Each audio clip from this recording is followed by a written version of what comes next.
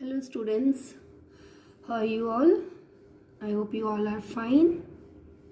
Students, we will continue with the same chapter, that is microorganisms, friend and foe. Please open page number 37. So in the previous class we were discussing the methods of preserving food. Okay, so we discussed some of the methods, and today we will discuss another method, that is sixth point, preservation of food by sugar. Please open page number 36, all of you. So we will discuss preservation of food by sugar. So you know that sugar is also used as a preservative in jams, in jellies. Lot of sugar is added. Okay, that is added to preserve the food. Okay, sugar is used as a preservative in making jams and jellies from fruits. You just see this figure. See this figure. Okay, not this one, this figure, jams one. Why, how it acts as a preservative? Because sugar, it reduces the moisture content from the fruits, which inhibits the growth of the microorganisms like bacteria, which spoil the fruits. You know that the moisture promotes the growth of the microorganisms, and which can spoil the food. So sugar is added because this sugar, it reduces the moisture content, and this prevents the growth of bacteria, which generally spoils the fruits. Okay, and the fruits which are preserved in the form of jams and jellies by using sugar as preservative are apple jam, okay, ripe mango, okay, orange, strawberry, pineapple, guava. So jams, okay, so they are preserved in the form of jams, okay, and they can be stored for a long time. Next method of preservation is preservation of food by mustard oil and vinegar. You must have seen that in pickles lot of oil is there. That lot of oil is not added just like that only. There is some reason of adding so much of oil.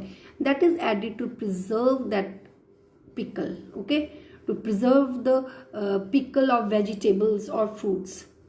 Understood? So mustard oil and vinegar is also called as sirka in Hindi, are widely used as preservative for preservation of fruits and vegetables in the form of pickles. Because this mustard oil, the use of mustard oil or vinegar, it prevents the spoilage of food, because you know bacteria, they cannot grow in an environment which contains or which has oil and lot of oil and vinegar, okay, and this can prevent some of the fruits and vegetables from spoiling. So mustard oil and vinegar are used as preservatives for preserving fruits such as raw mango, amla and lemon, okay, in the form of pickles. Next point is preservation of food by using other chemicals as preservatives.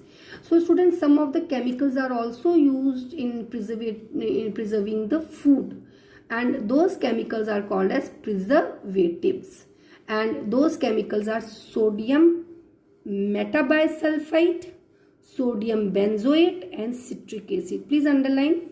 So these chemicals are called as preservatives, and you must have observed, okay, if you have not observed, just see, okay, when you buy anything like from outside, from market, okay, like even jams also, you will find that it is written as preservative added, then you will see the name of some chemical, okay, so that is added to preserve the food, okay, just check.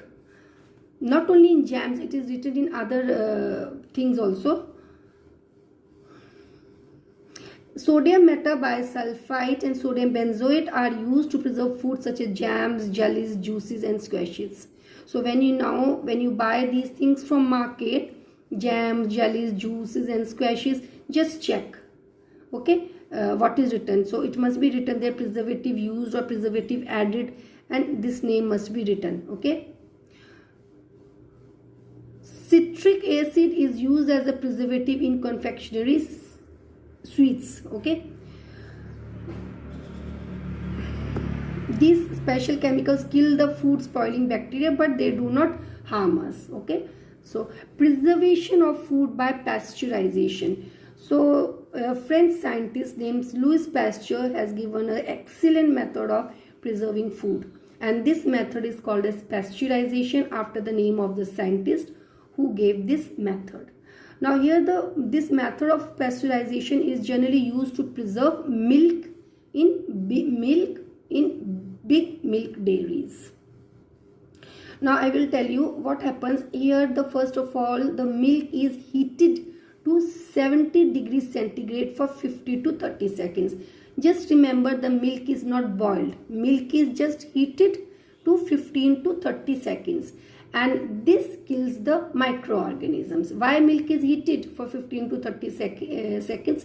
To kill the bacteria. And after that, milk is quickly cooled to low temperatures. After heating the milk, okay, at 70 degrees centigrade, milk is not allowed to cool slowly. It is immediately cooled to low temperature. Why? Because heating of milk at 70 degrees centigrade kills the bacteria, and after that, when the milk is immediately cooled or when the milk is quickly cooled, it prevents the growth of bacteria which is not properly killed by heating. If the milk is allowed to cool slowly, what will happen? The bacteria will again grow. The bacteria which were not killed properly by heating or some other bacteria, they will grow and it will spoil the milk. So this milk is immediately cooled and stored in the refrigerator. So the milk and this pasteurized milk that can be consumed without boiling, because already it doesn't contain any bacteria. Okay. Then another method of preservation is preservation of food by packing in airtight packets. Okay. Nowadays, dry fruits and even certain vegetables are sold in airtight sealed packets.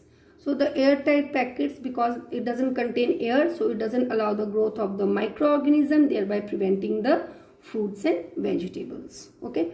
So what were the methods of preserving food which we discussed today? Preservation of food by sugar, preservation of food by mustard oil and vinegar, preservation of food by preservatives, preservation of food by pasteurization, and preservation of food by packing in airtight packets.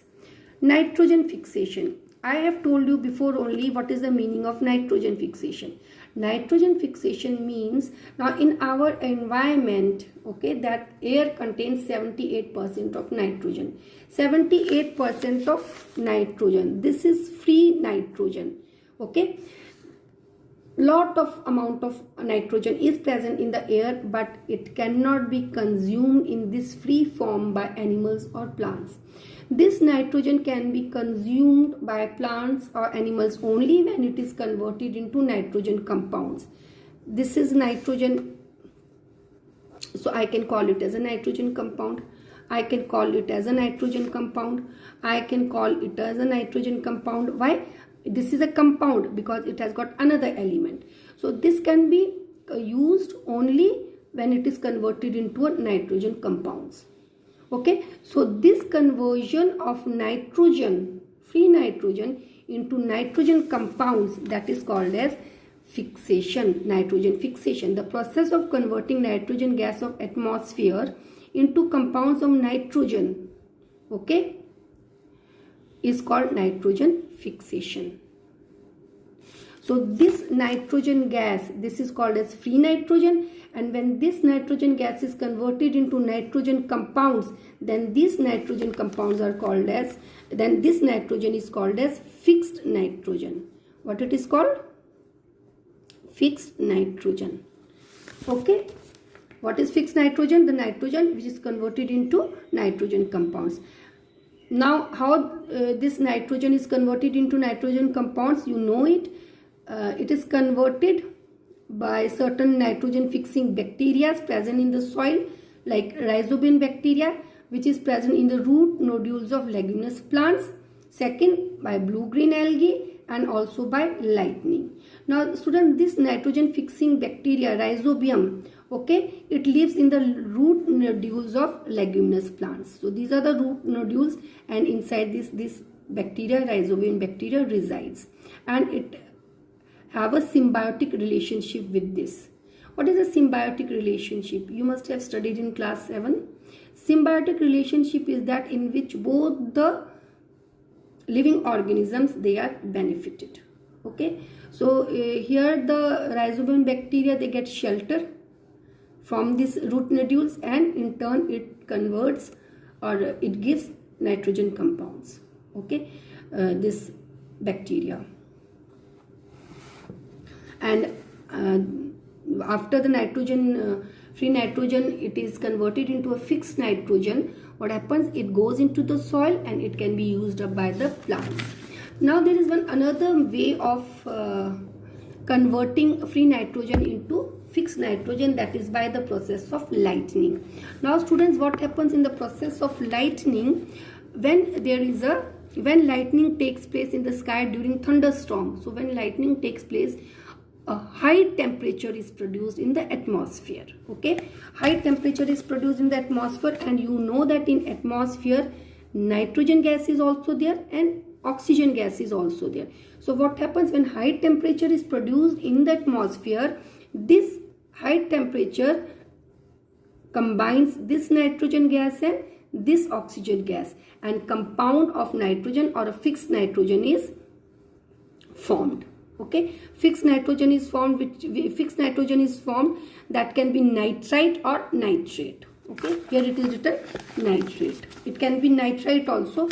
This is nitrite. Okay, and no 2 negative is nitrate, and no 3 is nitrate. Okay, so okay, if you will not understand like this, you can say this lightning, this nitrogen and oxygen combines and they form a fixed nitrogen, that is nitrates or nitrites. Okay, you see, a high temperature nitrogen gas of air combines with oxygen gas of air to form nitrogen compounds. These nitrogen compounds, they dissolve in rainwater. Okay, so they combine in the air, then they mix in the rainwater, and along with the rainwater, these fixed nitrogen or nitrogen compounds, they fall to earth with rainwater and goes into the soil. Okay, so students, today we will discuss till here only. Nitrogen cycle we will discuss in next class, and now I will tell you the solutions of the assignment which was given to you in the previous class. Please open page number 39. Question number 21. Which of the two spreads dengue? Mosquito or housefly? Mosquito spreads dengue. Question number 22. Name 2 diseases spread by mosquitoes, that is dengue and malaria. Question number 23. Name the microbe which causes malaria disease, that is microbe, that is Plasmodium. Okay. Now open page number 42. In page number 42, question number 93. To which category of microorganisms to the following belong? Amoeba, it is a protozoa. Lactobacillus, it is a bacteria. Cladomonas, it is a algae. Penicillin is a fungus. Yeast is a fungus. HIV, it is a virus. Question number 95. Please read this question. I will tell you the answer. A part. Name mosquito P. So mosquito P is a carrier of virus. Okay, so this mosquito P is Aedes because it carries the virus for dengue. Okay, so and the disease Q is dengue. Name the mosquito R. Mosquito R is Anopheles, which carries the protozoa S, and this protozoa S is Plasmodium, and disease T is malaria. What is the sex of mosquito P? Female. What is the sex of mosquito R? Female. Okay. Now please mark today's homework questions. Open page number 38. Mark question number 8. Mark question number 28, 29, 30, 31. On page number 40, question number 35. Okay, so these are your homework questions for today. And students, there are many other questions, but they are just the repetition. So I told you before also, many questions are repeated also, so we will not do those questions. So in the next class I will discuss nitrogen cycle, and then I will discuss question and answers with you, and we will finish this chapter. If you have any doubt, you can clarify your doubts, and please submit the homework assignment only during clarification hour. And I hope you all are understanding whatever is taught to you. If you have any problem, if you are not understanding, please tell me. Okay. Thank you, students. Have a nice